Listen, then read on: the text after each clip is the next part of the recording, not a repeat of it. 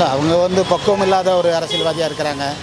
அவங்க கீழ்மட்டத்திலேருந்து இந்த நாட்டுக்காக விடுதலைக்காகவோ எந்த ஒரு போராட்டங்களும் எதுவுமே நடத்தி மக்களுடைய பிரச்சனைகளோடு வாழ்ந்து ஒரு தலைமை பதவிக்கு வரல. அவங்க ஒரு மதவெறியை தூண்டி அந்த மதவெறியின் மூலியமாக ஆட்சிக்கு வந்தவங்களுக்கு ஜாதி மதம் மொழி எல்லாம் ஒற்றுமையை பற்றி அவங்களுக்கு தெரியறதுக்கு வாய்ப்பே இல்லை. இந்த நாட்டினுடைய நலன் அறவே அவங்கக்கிட்ட கிடையாது.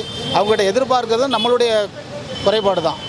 அம்பேத்கராக இருக்கட்டும், ஜவஹர்லால் நேருவாக இருக்கட்டும், பெருந்தலைவர் காமராஜராக இருக்கட்டும், எல்லாருமே கிட்டத்தட்ட இந்த நாட்டினுடைய விடுதலைக்காக கடுமையாக போராடி சிறையில் ஜவஹர்லால் நேருகள் 9 ஆண்டுகள், அதேமாதிரி அம்பேத்கர் பல ஆண்டுகள், அதுமாதிரி இந்த நாட்டினுடைய விடுதலைக்காக போராடினவங்க அத்தனை பேருமே சிறை சென்று இந்த மக்களுடைய வாழ்வு மலரணும்.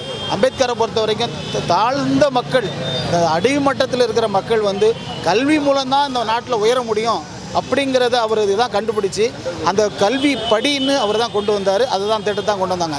இவங்க ஒரு மதவெறியை கிளப்பி ஒரு மூட நம்பிக்கைக்குள்ளே மக்களை தள்ளி அறவே இந்த நாட்டினுடைய விழிப்புணர்வுகளை அறவே மழுங்க செஞ்சு இந்த நாட்டில் ஒரு கீழ்த்தட்டுயில் இருக்கிற மக்களுடைய வளர்ச்சி மேலோங்கிடக்கூடாது, ஒரு கலவரம் மூலியமாக இதன் மூலியமாக ஒரு கலவரத்தை ஏற்படுத்தி பிற்படுத்தப்பட்ட மக்களுக்கும் தாழ்த்தப்பட்ட மக்களுக்கும் இதன் மூலியமாக ஒரு பெரும் கலவரத்தை ஏற்படுத்தி மக்களை திருப்பியும் பின்னோக்கி தள்ளுவதற்கான பேச்சு தான் இதுன்னு நாங்கள் நினைக்கிறோம். புரட்சியாளரை பற்றி யாருக்கும் பேசுகிறது தகுதி கிடையாது. முதல்ல தகுதி இல்லாதவங்க தான் பேசிட்டு இருக்கிறாங்க. புரட்சியாளர் தான்.